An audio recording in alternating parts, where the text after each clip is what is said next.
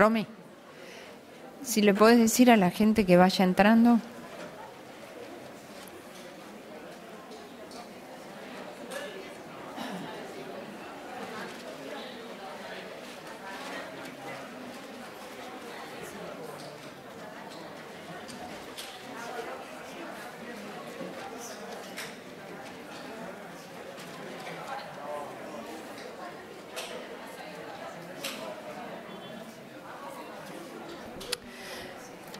Bueno, ya es buenas tardes en vez de mediodía. Les pedimos disculpas por el atraso, empezamos tarde. Quiero agradecer en primer lugar a Laboratorios Bristol a través de sus personas, Dardo Nadaf y Andrea Mancuso y todo el equipo de Bristol, por permitirnos hacer este simposio acá. Para mí es un gusto presentarles a los dos oradores,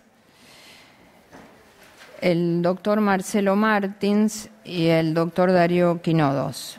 Marcelo es especialista en medicina interna e infectología, él es jefe de infectología del Instituto Hulton en Córdoba y es docente de infectología de la Universidad Nacional de Córdoba. Darío es especialista en medicina interna y también en infectología. Después él les va a contar un poco más de su trabajo. Entonces vamos a empezar con el primer tema a cargo del doctor Martins, que es tratamiento antirretroviral, impacto en la inflamación y riesgo cardiovascular. Bienvenidos a los dos y mucho gusto en que estén acá. Gracias, Isabel. Muchísimas gracias, Isabel, por la presentación y por la invitación al comité organizador. Buenas tardes a todos ustedes.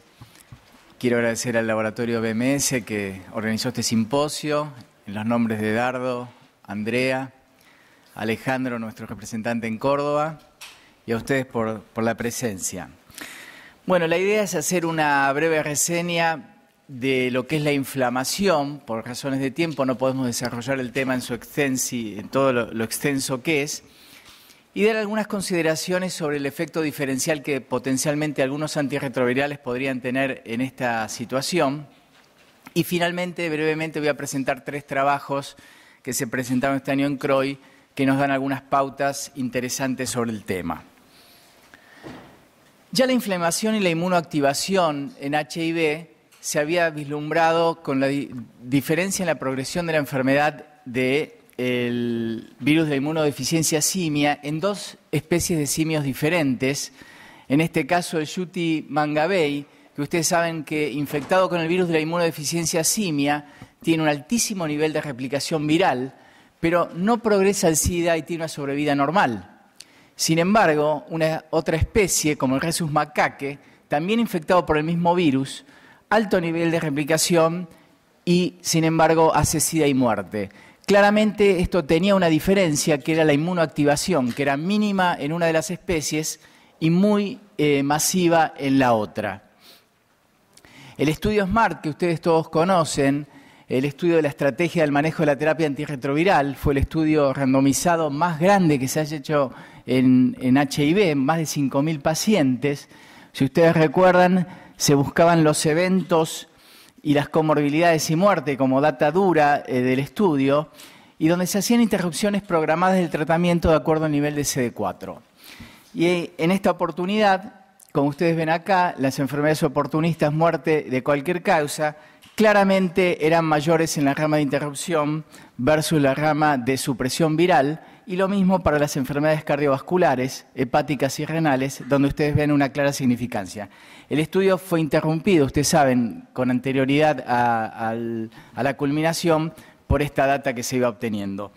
Pero hay que subrayar en este estudio también los altos niveles de marcadores inflamatorios que se detectaron en aquellos pacientes que tenían mayor riesgo de adquirir una enfermedad o un evento cardiovascular. Si ustedes ven acá los participantes con eventos cardiovasculares, claramente están dados con los niveles más altos de los distintos marcadores inflamatorios, cuáles son la interleuquina 6, la proteína C reactiva de alta sensibilidad y los dímeros D. Fíjense que esto es directamente proporcional a la magnitud del marcador inflamatorio. El cuartil número 4, el más alto, tenía mayor probabilidad de eventos a lo largo de las semanas de la randomización. Esto es por todos conocidos también, que la inmunoactivación en células TED permanece elevada a pesar de la supresión viral. Claramente ustedes ven acá un marcador de inflamación, de inmunoactivación, como el CD8, CD38 positivo, que es alto niveles en los pacientes que están sin tratamiento antirretroviral y carga viral detectable, baja sostenidamente cuando el paciente está suprimido, pero nunca llega a los niveles que tienen los pacientes HIV negativos. Las consecuencias inflamatorias en el tracto gastrointestinal explican parte de este proceso. Ustedes saben que en el tracto gastrointestinal intacto las uniones epiteliales de la mucosa son ajustadas. La mayoría de las células CD4 prevalecen acá en la lámina propia y hay una intercomunicación, por decir de alguna manera, armónica entre gérmenes comensales, sistema inmunológico y mucosa epitelial. Sin embargo, en el tracto gastrointestinal con HIV se produce una situación de pérdida de estas uniones estrechas, apoptosis celular, pérdida de linfocitos TCD4, con la consiguiente traslocación microbiana y esta inmunoactivación sistémica de la que estamos hablando. Esta traslocación microbiana, si bien disminuye con el tratamiento antirretroviral, no se normaliza, y ustedes también lo pueden ver acá por el nivel de polisacáridos plasmáticos detectados, que en un paciente HIV positivo no tratado son altos, sin embargo disminuyen con el tratamiento y la supresión virológica, pero nuevamente no alcanzan el nivel de los pacientes HIV negativos y esta presencia de lipopolisacárida plasmática es una de las causas de esta inflamación persistente. En resumen, para terminar con esta primera introducción, las causas de inflamación crónica, los niveles elevados de citoquinas como consecuencia de la activación inmune. La activación inmune inducida por el HIV, ustedes saben que persiste a pesar del control de la carga viral, que es lo que venimos diciendo, inclusive en los controladores de elite, que probablemente más tarde vaya a haber una presentación en este tema, progresan con el aumento de las células T CD38 positivas. La carga viral antigénica, que simplemente la mencionamos porque no he desarrollado este tema, pero ustedes saben que hay otros copatógenos virales o agentes bacterianos que mantienen la carga viral antigénica estimulando el sistema inmune, y la traslocación mucosa de los mediadores proinflamatorios que acababa de mencionar. Dicho lo dicho, tenemos que contestar esta primera pregunta, si existe algún efecto diferencial sobre la inflamación con los distintos agentes antirretrovirales. Y esto ya se ha intentado con varios agentes, tanto con los inhibidores de los correceptores como con los inhibidores de integrasa y los inhibidores de proteasa. Y si bien lo que voy a mostrar no es 100% concluyente, ni mucho menos, podemos analizar, por ejemplo, los cambios inflamatorios en la inmunoactivación que fueron consecuencia del subestudio 5660 que se realizó en el contexto del estudio 52-57, que como ustedes recuerdan, manejaba la comparación de 3 esquemas antirretrovirales basados en atazanavir, raltegravir y darunavir, todos con Truvada o tenofovir FTC, y si bien básicamente fue un estudio importante para dar data sobre el inicio de tratamiento y con qué drogas, este subestudio arrojó algunos datos que podemos subrayar en este momento. El primero de ellos es que los marcadores de inflamación, PCR de alta densidad y los dímeros D declinaron más en la rama de atazanavir que en las ramas de darunavir. En este caso, fíjense, la PCR, tanto raltegravir como atazanavir tenían menores niveles, y en cuanto a los dímeros D, tanto darunavir como atazanavir fueron inferiores los niveles de marcadores inflamatorios versus el raltegravir. Quizá el dato más relevante de este subestudio fue lo que sucedió con la progresión de la íntima media carotidia. Si bien como ustedes ven acá, y era esperado que la rama del inhibidor de la integrasa, raltegravir, tuviera menores niveles de colesterol no HDL en los pacientes tratados a lo largo del estudio, como ustedes ven acá, versus los inhibidores de proteasa, que tenían niveles más elevados de lípidos, si bien eso fue esperable, quizás sí sorprendió el tema de que la rama de atazanavir progresó más lentamente en cuanto al engrosamiento de la íntima media carotidia. Si esto tiene alguna insignificancia clínica, obviamente todavía no está 100% dilucidado y hay varios estudios en marcha que están tratando de validar esta data. Y, por supuesto, los investigadores rápidamente se preguntaron cuál era la única posibilidad, o mejor dicho, si era el exceso de bilirrubina que presentaba la atazanavir un dato interesante como un marcador antiinflamatorio, antiarteriosclerótico, antioxidativo, que quizá los niveles de hiperbilirrubina podrían estar generando esta progresión más lenta de la placa. Esta data, insisto, son observaciones todavía no validadas como para cambiar las recomendaciones en el uso de los antirretrovirales. Sin embargo, acá hay otra data ahora prospectiva de una cohorte, mejor dicho, no randomizada, sino de una cohorte retrospectiva donde se evaluaron, fíjense, 10.000 casos, la cohorte de veteranos, donde se intentó ver si la evolución de la enfermedad cardiovascular variaba en los esquemas de atazanavir versus los esquemas que no contenían atazanavir. Si ustedes ven aquí arriba, estos fueron todos pacientes de inicio en seguimiento prospectivo. Podían estar basados sus tratamientos en IPs, inhibidores de integrasa o inhibidores no nucleosídicos.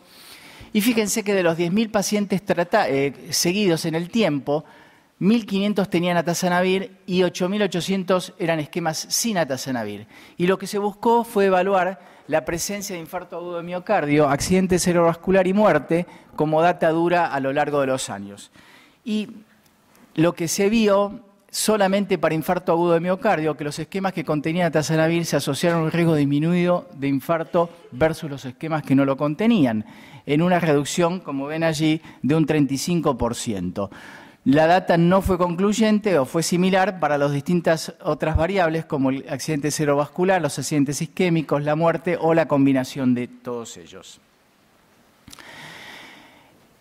Dicho lo dicho, mencionado alguna data de la inflamación, algunos datos diferenciales que podrían favorecer el uso antiinflamatorio del atazanavir. ¿Cuáles son las intervenciones para reducir la inflamación? Y de nuevo, esto va a ser 3 diapositivas para mencionarlas, porque evidentemente podríamos desarrollar este tema con una conferencia completa. Pero ustedes saben que las intervenciones terapéuticas van por varias líneas. Obviamente la más importante es disminuir la replicación viral, optimizando el tratamiento.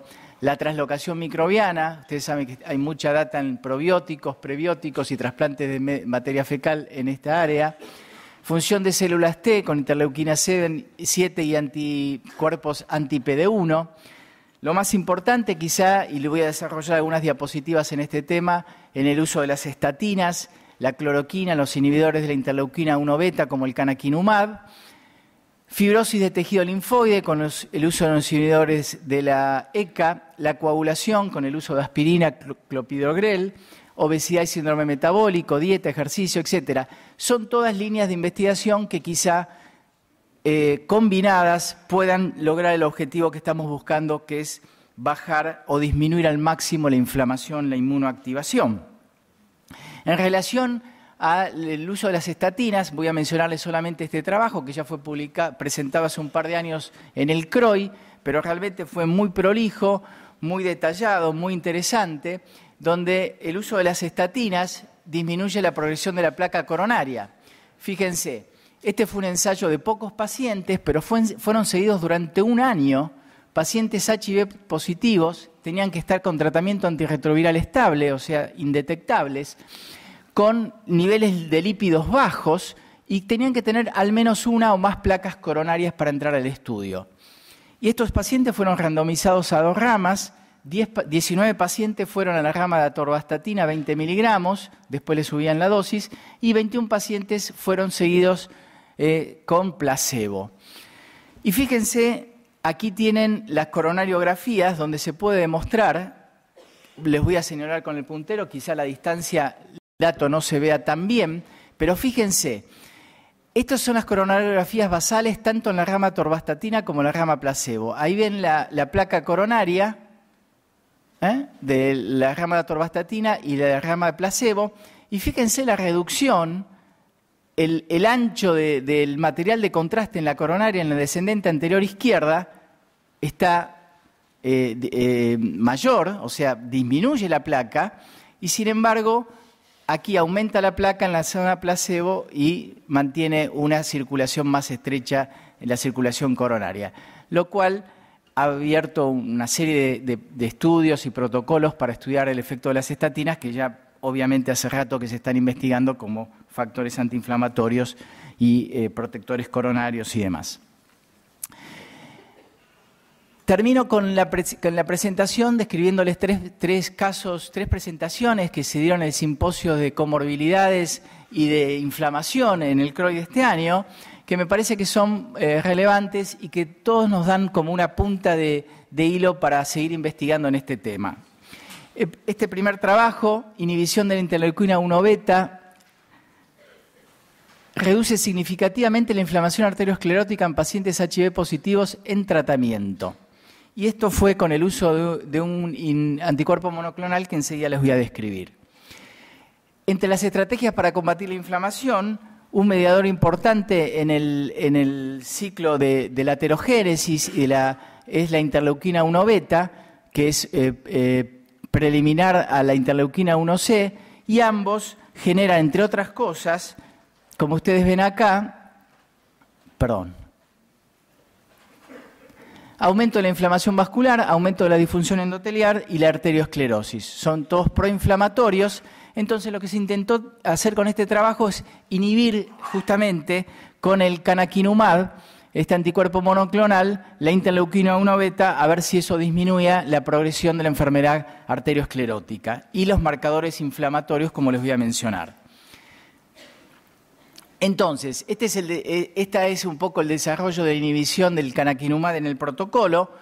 Es un anticuerpo monoclonal humano, anti-interleuquina 1 beta, y que está indicado para desórdenes inflamatorios. Se dosifica en forma subcutánea cada 3 meses, y esta es una droga que se está usando en otras indicaciones, sobre todo en cardiología. Hay un estudio muy grande, el CANTOS, que ya está por dar la data recientemente, donde los pacientes que recibieron canakinumab como efecto protector postinfarto de miocardio tuvieron reducción de los eventos cardiovasculares. Era un estudio de eventos cardiovasculares.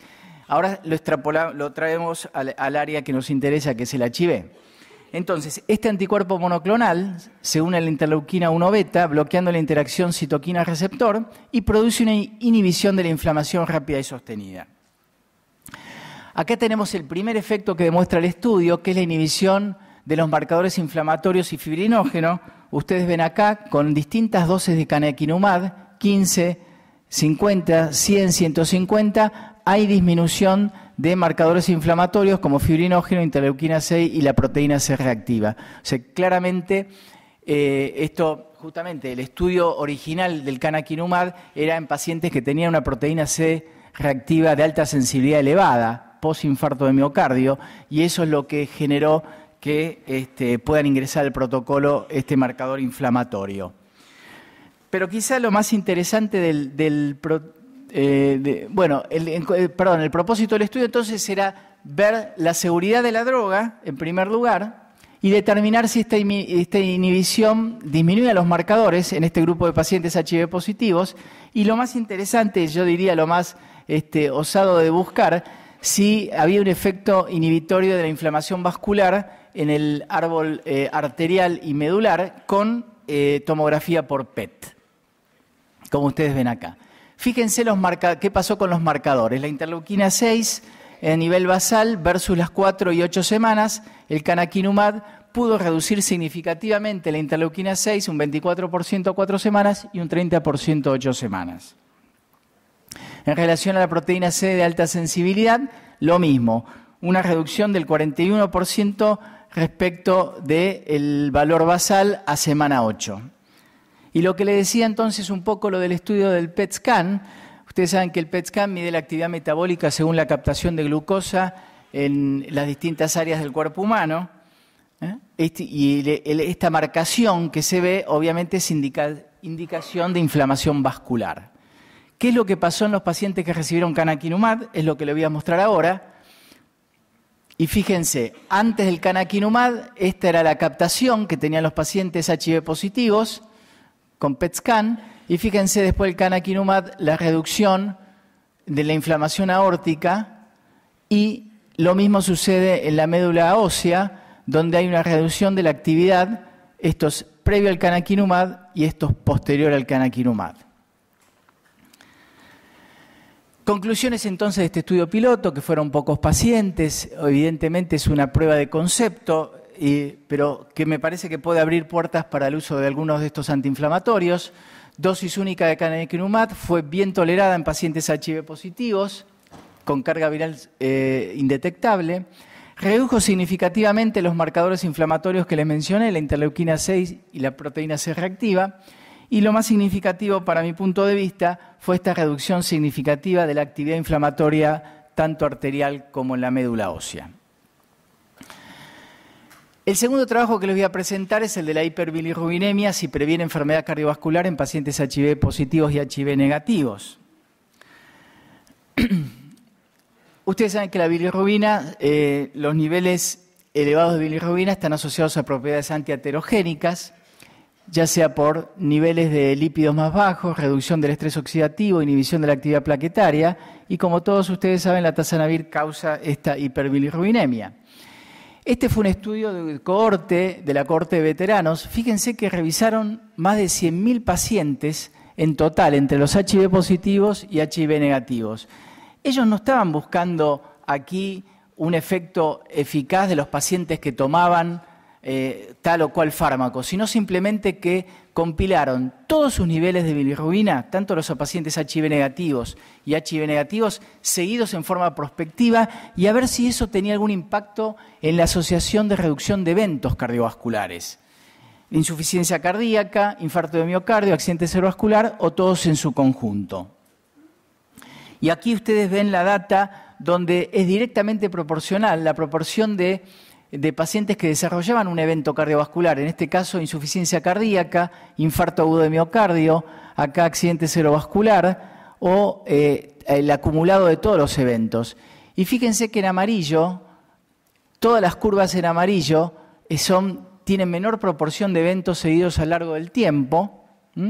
Este es el tiempo en años, fíjense que es un seguimiento acá, estamos hablando de casi 10 años de seguimiento. Y en amarillo aquí tienen los niveles de bilirrubina, que son los más altos, ¿no?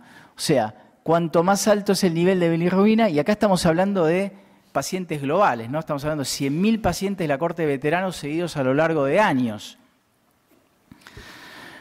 Todos con el cuartil más alto de bilirrubina tenían menor acumulación de eventos cardiovasculares, que es lo que vemos acá.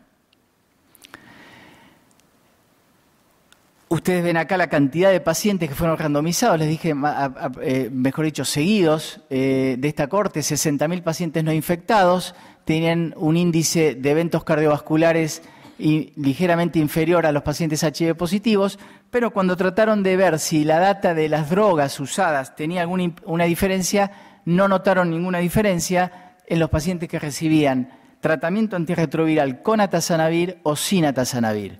No hubo diferencia.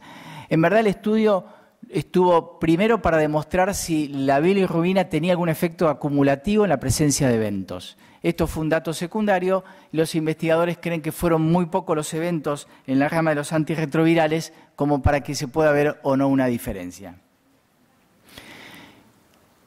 El último trabajo que les voy a presentar es la asociación entre enfermedad cardiovascular y el uso de inhibidores de proteasa en atazanavir versus darunavir, ambos busteados con ritonavir. Ustedes saben por el estudio de AD que el análisis original mostró una asociación de eventos cardiovasculares con el uso acumulado de IP. Ese fue ese primer gráfico que está aquí presente, que conforme pasaba el tiempo en la exposición de los inhibidores de proteasa, la incidencia de infarto de miocardio subía. Acuérdense que fue el primer dato de un número altísimo de pacientes. Ustedes saben que la cohorte de AD está en múltiples países y tienen varios miles de pacientes en seguimiento. El mecanismo se cree que está asociado a la dislipemia o el perfil metabólico particular de los distintos inhibidores de proteasa, pero se desconoce si el uso, acuérdense que ese primer dato que les pasé es con los inhibidores de proteasa de primera generación, indinavir, saquinavir, lopinavir. Se desconoce si el uso de los inhibidores de proteasa más modernos conlleva el mismo riesgo y actualmente los dos inhibidores de proteasa prácticamente más usados son el atazanavir y el darunavir, ambos busteados con ritonavir. En ese análisis previo del DADET, el atazanavir no había estado asociado a aumento de riesgo cardiovascular y el objetivo de esta evaluación, de esta cohorte, de este seguimiento, fue ver si el uso acumulativo de un inhibidor sobre otro conllevaba un riesgo adicional de padecer un evento cardiovascular, o si era un factor independiente del evento cardiovascular, porque acuérdense que estas cohortes, obviamente, y seguidas por tantos años, aparecen un montón de comorbilidades, un montón de factores de riesgo, un montón de hábitos de vida que de alguna manera confunden el análisis de la data. Sin embargo, ellos intentaron buscar si alguno de estos dos inhibidores de proteasa eran factores independientes del desarrollo o del riesgo aumentado de desarrollar una enfermedad cardiovascular. Y esta es la data que ellos obtuvieron. Fíjense que partimos de una data de 49.000 pacientes, de ellos finalmente 35.000 pudieron ser seguidos en forma prospectiva, donde hubo data de CD4, carga viral y demás, y estos pacientes desarrollaron eventos cardiovasculares en 1.157 eventos, son los que ellos van a analizar. Fíjense que aquí ustedes tienen los distintos, está desagregado qué tipo de eventos, ¿no? Stroke, angioplastia, endarterectomía, infarto, bypass, etcétera. Y básicamente yo les voy a mostrar apenas un análisis del estudio porque era bastante más extenso, pero las tasas de incidencia de eventos cardiovasculares por 1.000 pacientes años estratificados por el uso acumulativo de atazanavir y ritonavir, según la exposición acumulada en los años, esto es lo que muestra. Fíjense, la incidencia de eventos la tienen aquí, obviamente parten con 0 evento ambas ramas, y conforme pasan los años, hasta 6 años de seguimiento, la exposición de atazanavir mantiene relativamente los eventos como los ven allí, mientras que en la rama de darunavir las tasas de eventos suben. Cuando se trató de desagregar o limpiar en un análisis multivariado, por decirlo de alguna manera, todos los otros factores que podrían confundir esta información. Fíjense la cantidad de factores que ellos limpiaron, ¿no? El género, la edad, la raza, el riesgo de adquisición, la cantidad de carga viral y CD4 basales, las enfermedades cardiovasculares previas, el índice de masa corporal, la diabetes, la dislipemia, la insuficiencia renal, el uso acumulativo de darunavir, atazanavir, lopinavir y otros inhibidores de proteasa, la reciente exposición a abacavir, es decir, intentaron limpiar para un montón de factores y sin embargo seguían viendo entonces la diferencia en la acumulación de eventos en la rama de darunavir versus la rama de atazanavir. Conclusión entonces de este estudio, la exposición acumulada de darunavir, pero no de atazanavir, fue asociado a una mayor incidencia de eventos cardiovasculares. 59% de riesgo aumentado luego de 5 años de exposición a darunavir, esa es la conclusión de los autores.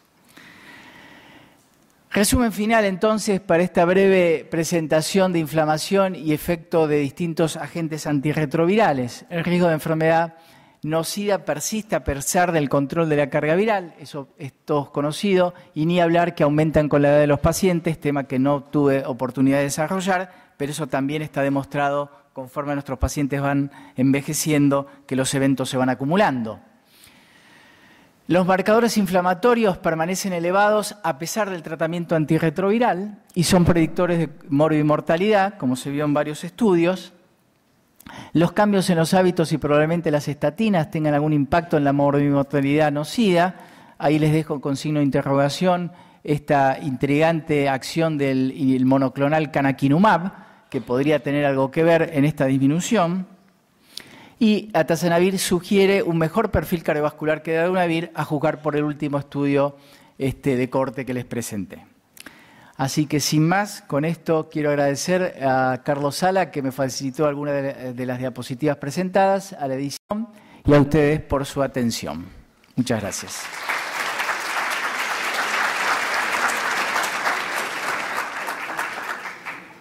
Muchas gracias, doctor Martins. Muy claro y completo.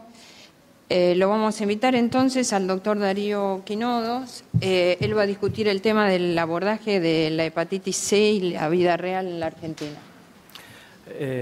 Hola, buenas tardes. Bueno, muchas gracias por la invitación al equipo de BMS, por confiar en un simposio 100% cordobés. El otro anuncio que les quería hacer, que bueno, anoche llegué a casa después de un día largo y complejo de trabajo y dije, bueno, mientras miro el partido, le doy la última miradita a las diapos y entré en un estado de emoción violenta, así que no me hago responsable de todo lo que voy a decir. En realidad yo no voy a hablar de datos de Argentina, voy a hablar de algunos datos de mi experiencia de trabajo en el área de la hepatitis C. Yo vivo y trabajo en la ciudad de Villa María, que está... tengo miedo de hacer lío con esto. Ahí está. Que está ubicada en el sureste de la provincia de Córdoba, una ciudad de aproximadamente 100.000 habitantes. Y yo soy médico infectólogo y por alguna razón fortuita comencé a tener desde los primeros años de trabajo en la residencia de medicina interna contacto con personas con hepatitis C y a partir de ahí todavía estoy encaminado por ahora con esto. ¿Dónde?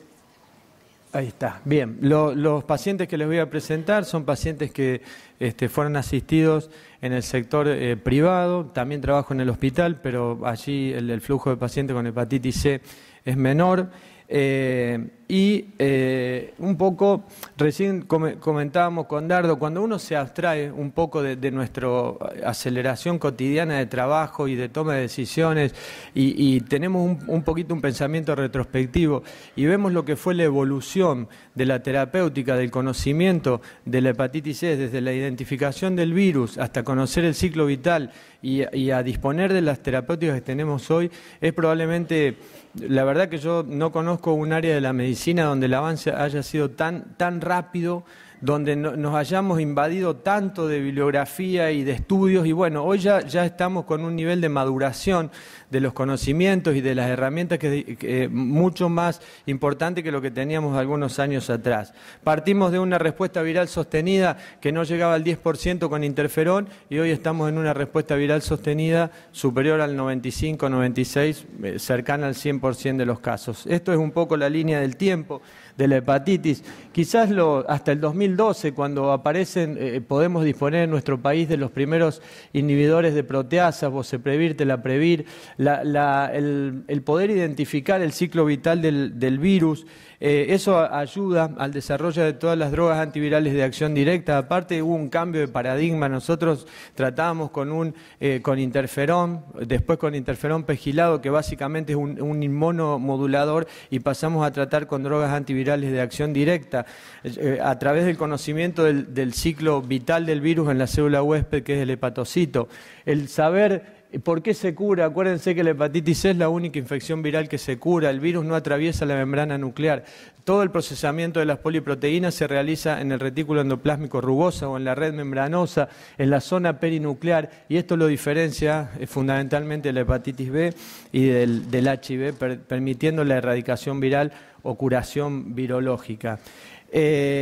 Bueno, algunas palabras de aspectos epidemiológicos. A nivel global, ustedes saben que hay una publicación reciente, está publicado en Lancet en marzo de este año. Es un trabajo epidemiológico que tiene diferencia con trabajos previamente publicados porque el modelaje epidemiológico es diferente. Hay expertos, un grupo de expertos de cada país que participan en la elaboración y en la consolidación de los datos. Y si ustedes miran, la cifra de pacientes virémicos es inferior a estudios previamente publicados que yo les voy a mostrar. Habla de aproximadamente 71 millones de personas virémicas con virus de la hepatitis C a nivel mundial, y para Latinoamérica Sur, que seríamos nosotros, un 0.4 de prevalencia global en Sudamérica de pacientes virémicos, no de cero prevalencia, pacientes virémicos. Argentina está considerada con en el grupo entre 200.000 a 500.000 pacientes virémicos. Ustedes saben que aproximadamente, de acuerdo a algún modelo epidemiológico, se los voy a mostrar más adelante, en nuestro país se estima alrededor de 300.000 pacientes virémicos. La mayor concentración de prevalencia, el 80% de las infecciones a nivel mundial están concentradas en este grupo de pacientes, dentro de los cuales la prevalencia más alta está en China, con cerca de 10 millones de pacientes, y más bajo España, y yo creo que nosotros ahí debemos estar pegaditos por detrás de España en cuanto a prevalencia. La carga de enfermedad en nuestro país, más o menos este gráfico, y la carga de enfermedad está representada por la magnitud de ese círculo, ustedes lo pueden ver allí, es mucho menor que en otras áreas donde la prevalencia es significativamente superior. Este es un estudio que fue publicado el año pasado, nada más, y fíjense que yo les decía recién, el estudio 71 millones de pacientes virémicos, este estudio creo que es septiembre del año pasado, una prevalencia de viremia de 118 millones aproximadamente. Es decir que fíjense la diferencia en la estimación de la población. ¿Por qué? Porque el estudio que les mostré antes en Lancet tiene mejores datos del continente africano, de países del continente africano donde la prevalencia es muy alta, está mejor modelado epidemiológicamente, y por el otro lado, porque ese estudio de Lancet también cruza datos con la situación demográfica de cada país. Entonces, considerando mortalidad y una menor prevalencia en África, eso hace la diferencia que podemos leer en estos dos trabajos. Este es el paper que está publicado de un modelo de carga de enfermedad en Argentina. Está publicado el año pasado, no alcanzo a leer la cita, pero los primeros meses del año pasado me parece. Y este es un estudio que está, digamos, este estudio se diseñó en base a un modelo epidemiológico para estimar la prevalencia de pacientes y también para que ayude a tomar decisiones acerca de políticas macrosanitarias sobre el tratamiento y cuántos pacientes tenemos que tratar en Argentina hacia el 2030 para poder cumplir las metas fijadas sobre la erradicación de la hepatitis C. Fíjense que la prevalencia estimada es similar a la que yo les contaba del estudio previo, 342.000 pacientes virémicos para el año 2013 en Argentina aproximadamente. Esto también es menor a algunos datos que teníamos de años previos, pero con estudios que el diseño era diferente. Lo que sí sabemos históricamente, que la cantidad de pacientes con hepatitis C tratados en Argentina, esto es de la época del PEG interferón ribavirina, los primeros años, históricamente fue muy baja y probablemente sigue siendo baja. Simplemente les voy a hacer un comentario ahora. Con el aumento de respuesta viral sostenida de las nuevas drogas antivirales de acción directa, si seguimos tratando a la tasa de nivel de tratamiento que estamos ahora, eso no va a tener ningún impacto sobre el 2030. En lo que es la morbimortalidad por enfermedad hepática, sino que hay que aumentar la cantidad de pacientes tratados. El aumento de la respuesta viral sostenida no es suficiente, hay que aumentar la cantidad de pacientes tratados, inclusive pacientes que tienen estadio de fibrosis mucho más bajo a lo que está aceptado hoy, que es F2 en pacientes para inicio de tratamiento. Bien, en Argentina también tenemos algunos datos que son como inconsistentes, pero bueno, de alguna manera ilustran, son ilustrativos, no lo podríamos tomar como un dato estadísticamente significativo y fuerte, que la distribución del virus de la hepatitis C es heterogénea, no es lo mismo un área que otra área. En nuestra provincia tenemos una zona en el norte, que es la ciudad de Cruz del Eje, donde hay estudios de cero prevalencia que han mostrado una prevalencia del 5.8, estamos hablando de anticuerpos, no de viremia, y no son estudios que estén diseñados para ver prevalencia en población general, son como indicadores sobre los cuales nadie avanzó porque, bueno, es muy costoso y no sé por qué, pero nadie ha avanzado sobre eso. También en nuestra ciudad, en la ciudad de Villa María, la doctora Mengarelli hace unos cuantos años atrás, ella había encontrado una prevalencia del 11% y nosotros en nuestra experiencia tenemos una prevalencia aproximadamente del 6.47 de anticuerpos con el 80% de pacientes virémicos. Como yo les digo, son... Es un screening poblacional en personas que vienen a un lugar y no es para nada representativo de la prevalencia en población general. Son como indicadores simplemente que nos están demostrando que probablemente en estas zonas haya una mayor prevalencia. Ustedes saben que en Estados Unidos la prevalencia más grande está en los baby boomers y por eso se recomienda que toda persona que haya nacido entre el 45 y el 65 sea sometida a un test de hepatitis C, por lo menos una vez en la vida. Pero en nuestro país tenemos evidencia de que en realidad es un poquito, es lo mismo que Brasil también, y en otros países de Sudamérica, la brecha de edad es un poquito más amplia. ¿Por qué?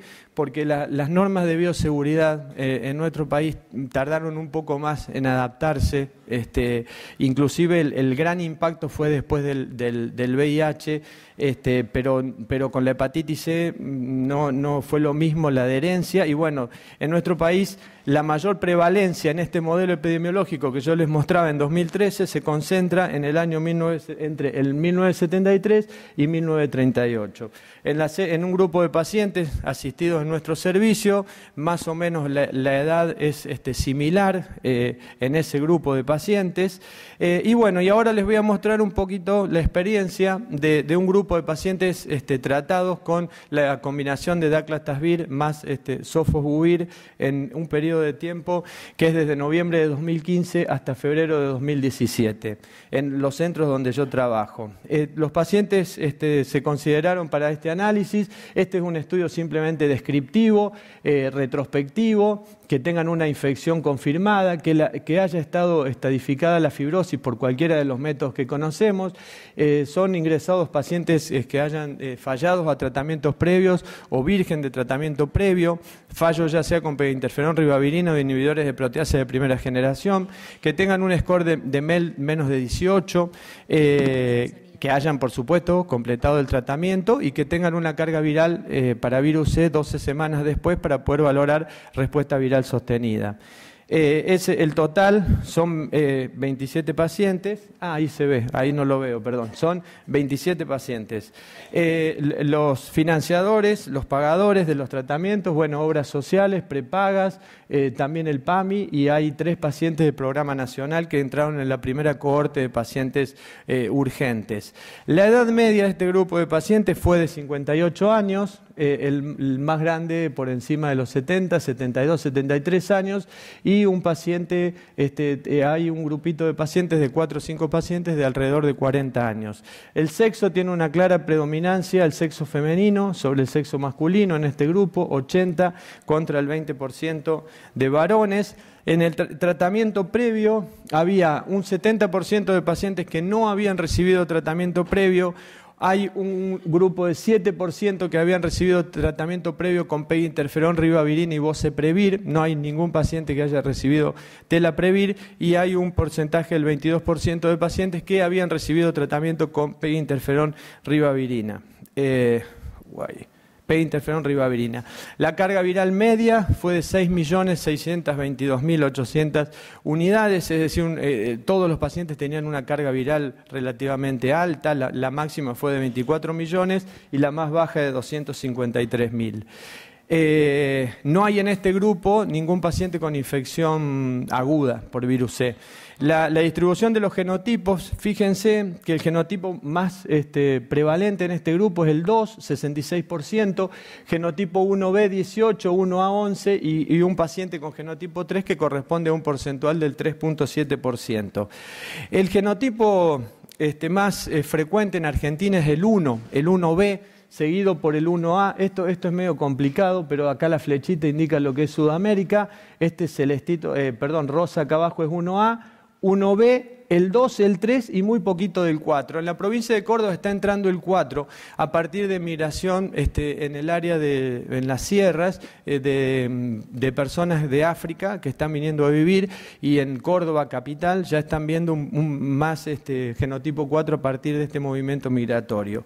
El genotipo 2 en nuestra provincia, en el sur de la provincia de Córdoba, tiene su origen estudiado por un estudio filodinámica hecho por el laboratorio, por la Universidad Nacional de Córdoba, el laboratorio del Instituto de Virología, a partir de las corrientes migratorias. El genotipo 1 que tenemos viene de África y viene de Estados Unidos, el genotipo 2 viene fundamentalmente de Europa, de Italia. En la zona donde yo vivo hay muchas personas, incluso algunos antepasados míos, que vinieron de Italia, y ese es el genotipo 2 que tenemos circulando en nuestra región. Pero, y fíjense este estudio que está publicado en el año 1953. Esto es algunos años después que terminó la Segunda Guerra, cuando había inmigración italiana en la zona muy importante.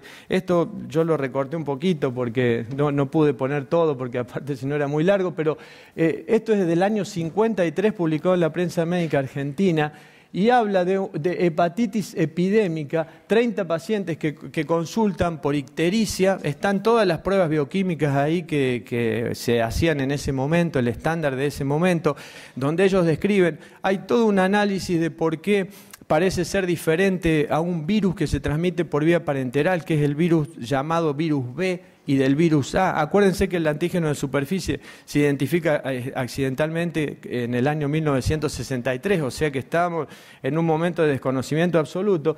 Y fíjense que a todos los enfermos se les ha hecho una somera ficha clínica, pudiendo consignar como dato sumamente interesante nuestro concepto que la inmensa mayoría de ellos había recibido inyecciones por diferentes motivos en los 6 meses anteriores a su enfermedad. ¿Habrá sido esto virus C o B? No lo sé, pero bueno, hay data de circulación de virus hepatotropos primarios en el año 1953. Volviendo al genotipo, en una serie de pacientes atendidos en el servicio, nosotros encontrábamos también siempre el genotipo 2 como prevalente, pero a partir de algunos años atrás ya hay un cambio en la presentación porcentual y está aumentando lentamente el genotipo 1. Esto también está estudiado y publicado por el Instituto de Virología. La causa no está totalmente clara, pero bueno, puede ser en relación a la cantidad de pacientes con genotipo 2 tratados. Muchos pacientes fueron tratados con PEG-interferón ribavirina, y también a que algunos pacientes algunas personas han fallecido, pero sí hay un aumento del genotipo 1. Esto yo les muestro brevemente algunos datos últimos del servicio. Sobre 50 a 48 pacientes de los últimos años ya el genotipo 1 aparece en un 30%, cuanto antes nunca pasaba de un 10 a un 15%. Los estadios de fibrosis de los pacientes tratados fueron el 40% F3, el 22% F2, el 26% F4, y hay un 11%, que son 3 pacientes que fueron tratados con F0. El motivo del tratamiento, de la indicación de tratamiento en esos 3 pacientes fueron 2 que tenían enfermedad extrahepática y 1 que era un médico, una mujer, médico cirujano, que ese justamente es la indicación del tratamiento por su actividad y posibilidad de transmitir secundariamente la infección. El estadio de fibrosis fue estadificado por los métodos que ya conocemos. Y acá les quiero hacer un comentario. Ustedes saben que el programa nacional, nosotros podemos pedir un tratamiento basados en el score APRI. Yo esto lo consulté al programa hace unas 10 o 15 días atrás y me dijeron que no hay ningún cambio. Yo no sé si eso se habrá modificado, pero el programa hace un tiempo nos mandó un correo electrónico en donde decía que podemos pedir el tratamiento ante la dificultad de contar con métodos no invasivos como elastografía o fibroscan o biopsia, por un método como es el score APRI, con un APRI superior al 1.5%. Acá, bueno, ustedes saben, el cálculo del APRI lo podemos hacer con el celular, es fácil y accesible, pero rápidamente les quiero presentar este trabajo porque me parece que como concepto es importante, digamos, porque los que no somos hepatólogos tampoco sabemos claramente cuál es la sensibilidad y la especificidad del APRI mayor a 1.5 para asociarlo a fibrosis F3 o F4, fibrosis significativa.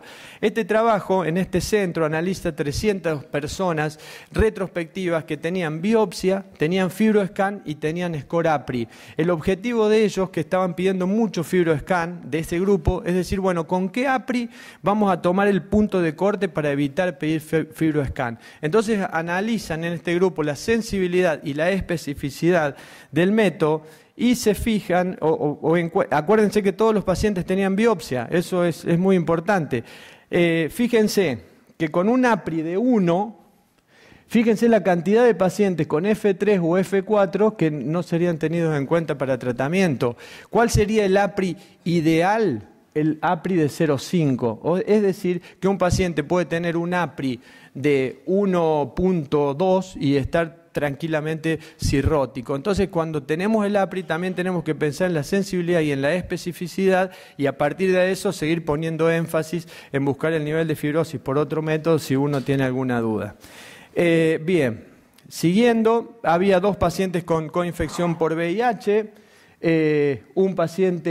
una paciente mujer, bueno, que estaba con tratamiento al momento del tratamiento con FTC, tenofovir y raltegravir, y otro paciente que tenía una historia más compleja en relación al VIH, y que este paciente, fíjense que tenía un fallo virológico en su momento, al momento de realizar el tratamiento no por supuesto, pero este paciente había iniciado hace algunos años atrás, varios, en Córdoba, el programa nacional aceptaba tratamientos con indinavir 400 miligramos, más ritonavir 100. Este es un paciente que había sido tratado con esa dosis de indinavir y probablemente la consecuencia fue esa.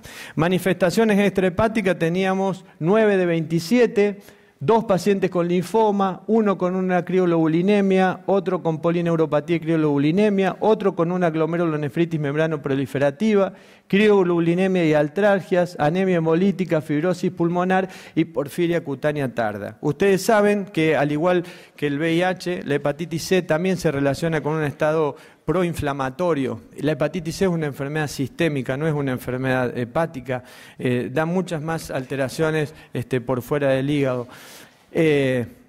Esas alteraciones se pueden manifestar en órganos, como yo les decía, por fuera del hígado. Y múltiples. Esto todos lo conocemos, podríamos hablar 1 hora o más de manifestaciones extrahepáticas de la hepatitis C. Pero hay 2 enfermedades que están claramente relacionadas al estímulo inmunológico que produce el virus de la hepatitis C, que son la crioglobulinemia y el linfoma. Muchos autores sostienen que esto son distintos estadios evolutivos de la estimulación inmune permanente y otros no. Les quiero mostrar solamente un caso. Esta es una paciente con una vasculitis. Bueno, esto no es, esta sí es una paciente con una púrpura palpable por vasculitis leucocitoclástica, pero les quiero hacer un poco de énfasis. Esto no pasa por algún motivo que yo desconozco. ¿Para acá? ¿No? Ahí está. Les quiero contar rápidamente un caso. Esta es una paciente, ¿por qué es importante? Porque la vamos a unir al final con las conclusiones. Aunque no voy a poder concluir del todo, pero bueno, un poquito. Esta es una paciente joven de alrededor de 50 años que tenía una cirrosis por un genotipo 1B, tratada con interferón ribavirina, con un tratamiento incompleto por intolerancia, que en la consulta después de esa situación, hace ya unos cuantos años atrás, identifica un nódulo hepático. El hepatólogo que la estaba estudiando le pide un PET en el contexto de estudio de este nódulo hepático, y en el PET se identifica una hipercaptación o una anomalía metabólica en la región sacroilíaca. Se punza esa lesión, se punza, la biopsia y la inmunistoquímica diagnostican un linfoma no Hodgkin, CD20 positivo, claramente un linfoma difuso de células B, que es el que está íntimamente relacionado al virus de la hepatitis C. En ese momento el grupo de oncohematología tratante estadifica, es una lesión localizada, decide hacer un tratamiento solamente con radioterapia y después tratar la hepatitis C. La paciente hace eso, trata la hepatitis C con peginterferón, ribavirina y boceprevir, tiene respuesta viral rápida, respuesta viral de semana 6, de semana, todas las respuestas virales, pero tiene recaída virológica, falla a peginterferón, ribavirina y boceprevir. Él tenía, si ustedes se acuerdan, un genotipo de la interleuquina 28B TT, o sea que es la que menor respuesta tenía al peginterferón, un genotipo 1B, y queda en espera para tratamiento con drogas antivirales de acción directa y luego recibe el tratamiento. Ahora les sigo contando. Todos los pacientes recibieron el tratamiento de acuerdo a guías. La mayoría se trató por 12 semanas, 2 pacientes 24 semanas, una es esta paciente. Esto hoy, si ustedes miran la guía de 2017, dice que el tratamiento son 12 semanas, no 24, pero en su momento recibió 24 semanas más ribavirina, que tampoco está en la guía de hoy, y una paciente con un genotipo 1B también recibió tratamiento durante 20 semanas. La respuesta viral rápida a las 4 semanas fue positiva o fue se encontró en el 88.9% de los casos y la respuesta viral sostenida es del 100%. Es decir, que en este grupo de pacientes, de 27 pacientes, de edad promedio 58 años, naivo experimentados de F0, F4, con diferentes genotipos 1, 2 y 3, con una carga viral promedio alta, 9 pacientes con manifestaciones extrahepáticas, 2 coinfectados, el tratamiento fue efectivo en el 100% de los casos, considerando el criterio virológico de erradicación biológica, carga viral indetectable a las 12 semanas de finalizado el mismo. Ahora, antes de la última, les muestro 2 o 3 diapositivos. Los pacientes con cirrosis, ustedes saben que tratar pacientes con enfermedad hepática avanzada es complejo. Todos estos pacientes tenían menos de 18 de MEL. Fíjense, hubo un paciente que empeoró el MELD post-tratamiento porque apareció ascitis y prolongó un poquito el RIN, y esto es algo que puede suceder, por eso hay que tener mucho cuidado. Y 2 pacientes mejoraron el MELD, un paciente, perdón, mejoró el MELD a punto de partida de bajar un poquito la bilirrubina y mejorar la función de síntesis del hígado, factores de coagulación y albúmina. Y acá les muestro, y volvemos al linfoma, a la paciente con el linfoma. La señora hace aproximadamente 20 días va a un control con el médico clínico porque tenía alguna molestia abdominal, le piden una ecografía y en la ecografía se encuentra una masa que infiltra el mesorrecto, infiltra la porción proximal de la vagina, el fondo de saco vaginal, infiltra, obstruye y tiene compromiso de los 2 uréteres distales, estaba con una hidronefrosis bilateral, entonces le dijeron, bueno, mira, parece que esto pueda tener un origen uterino, pero si ustedes se acuerdan, esta era la paciente que tenía ese linfoma allá en la sacroilíaca. Esto pasaron 5 años y la señora teóricamente está curada de la hepatitis C.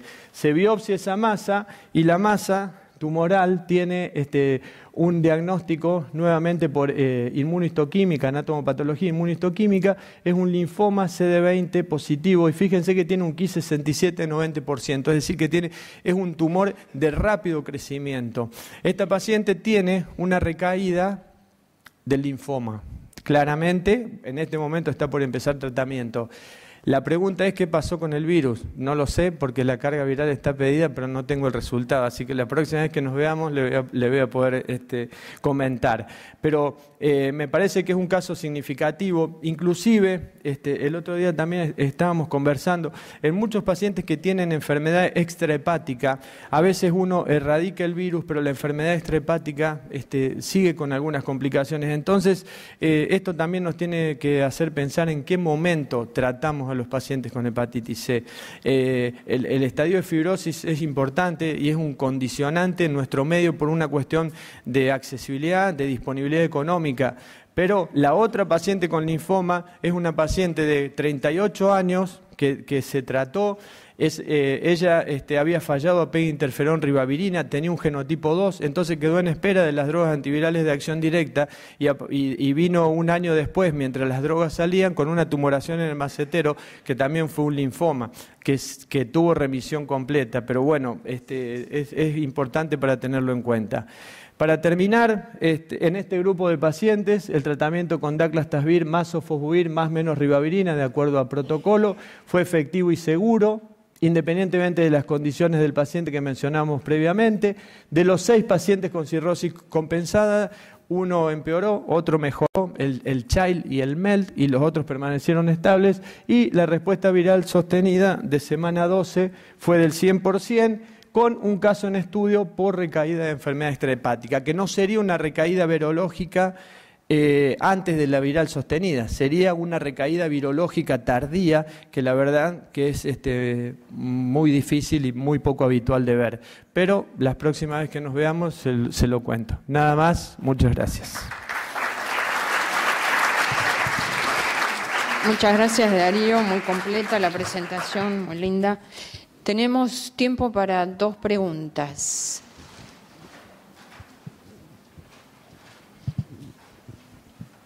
Marcelo. El otro.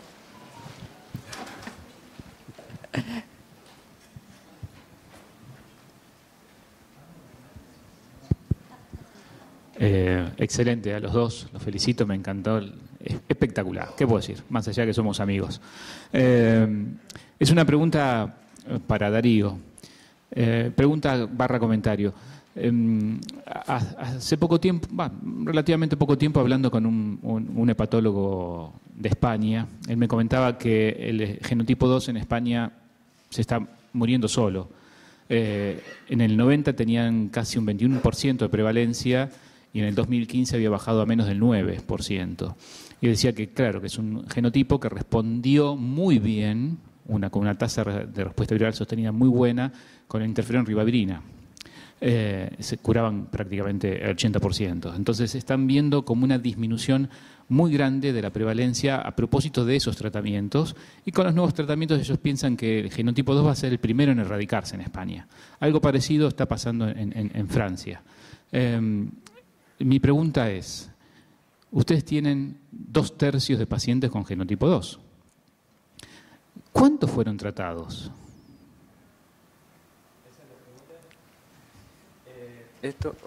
Bueno, Marcelo, gracias. Sí, muchos. En realidad, yo nunca lo publiqué porque yo trabajo solo, digamos, no tenemos un gran grupo de trabajo y te lleva puesto el trabajo y nunca lo publiqué. Pero yo desde el 2004 hasta el 2000, hasta que dejamos de usarlo, yo personalmente cerca de 450 pacientes con un 85% de respuesta viral sostenida. Los que no quedaron ahí son los que están, algunos de los que están acá, que cuando muchos por ahí me preguntan, pero ¿cómo genotipo 2 fallado, apego interferón ribavirina no existe? Lo que pasa es que el volumen es tan grande que aparecen algunos fallados. En su momento era muy fácil tratar con PEG interferón ribavirina, sacando todo lo que son los efectos secundarios, pero se trataron muchos pacientes. La mayoría persisten indetectables. Yo tengo habitualmente, más allá de que la recomendación después de que el paciente alcanza respuesta viral sostenida es no controlar nunca más, voy haciendo una carga viral por año, cada 2 años, y están casi todos... Y hay un cambio. Hoy estamos viendo, por ejemplo, un 30% de genotipo 1 cuando antes era el 10 o el 12. Sí, hay un cambio. Hay un cambio de genotipo 1. Pero yo estoy a 140 kilómetros de Córdoba y yo tenía el 85% de genotipo 2 y en Córdoba es el 40%. Pero ahora eso está cambiando. Y hay muchos pacientes todavía infectados. Pero claramente sí está cambiando y aparte está publicado en ese paper que que no es de la zona donde yo vivo, pero es de toda la provincia. Sí, y está cambiando también en Latinoamérica. Gracias, Darío. 2 preguntas para Marcelo. Una es, en tu visión personal, si hay alguna estrategia que te convenza más o su utilidad en la práctica que vos puedas ver en términos de antiinflamatorios. Y esa es una. Y la segunda es si los datos que mostraste y lo que revisaste te parece que puede impactar en las guías acerca de la tasana-rito o daruna-rito. Sí, evidentemente todas estas estrategias que yo he mostrado y que están en la literatura, algunas son más preliminares o embrionarias o son puntas de hilos para evaluar. Creo que la estrategia del uso de las estatinas, me parece que después de los datos que vengan del estudio multicéntrico REPRIVE que se está haciendo actualmente, van a ser más contundentes. Pero evidentemente que las estatinas, hay datos, aunque sea en estudios de pocos pacientes, bastante duros, ¿no? Porque reducir una placa coronaria en el tiempo es un dato duro que puede impactar. Me parece que por ese lado van a venir, y de los inmunomoduladores o los marcadores, los anticuerpos monoclonales y demás, como mostré, me parece que es todo un camino que se abre, que seguramente tarde o temprano vamos a llegar a esas drogas, ¿no? En relación a la segunda pregunta, creo que es una pregunta del millón, en el sentido que hace rato que se viene hablando del impacto de la bilirrubina, del impacto de algún inhibidor de proteasa sobre otro, y por qué las guías no se modifican o subrayan, aunque sean como un asterisco, ¿no? Porque vieron que en muchos lugares está, la droga preferida es esta, pero el asterisco es que CD4, que carga viral, que antecedentes, que distintos niveles de interacciones medicamentosas o HLA, lo que fuera. Me parece que es hora, y se están preguntando los investigadores, sobre todo después de esta data del estudio de veteranos, ¿no? Que son muchos pacientes y realmente hubo una reducción de un 35% de la incidencia de infarto agudo de miocardio en los pacientes que recibían atazana versus otras drogas en general, ¿no? Y si bien el dato de la bilirrubina es intrigante, no hay un dato prospectivo todavía que lo demuestre claramente la asociación 100%, ¿no? Así que me parece que las guías, no sé si se van a modificar de una forma radical, pero incorporar el concepto de que en un paciente de riesgo, con antecedentes cardiovasculares, o como una profilaxis, llamémosle secundaria, o sea, aquel que ya hizo el evento cardiovascular, moverlo a un inhibidor de proteasa con un mejor perfil en este sentido, como puede ser la atazana versus el daruna, me parece que es algo que podría darse, por lo menos en mi visión, que no opino obviamente sobre las guías, me parece que debería ser, aunque sea como asterisco, un comentario, ¿no? Tener en cuenta que quizá haya drogas más amigables para este tipo de pacientes. ¿Alguna pregunta o comentario? Bueno, entonces les agradecemos mucho a ustedes dos, a ustedes y al resto del auditorio por haber participado, y los invitamos a quedarse para la mesa de pediatría. Un aplauso. Bien, gracias. Acá.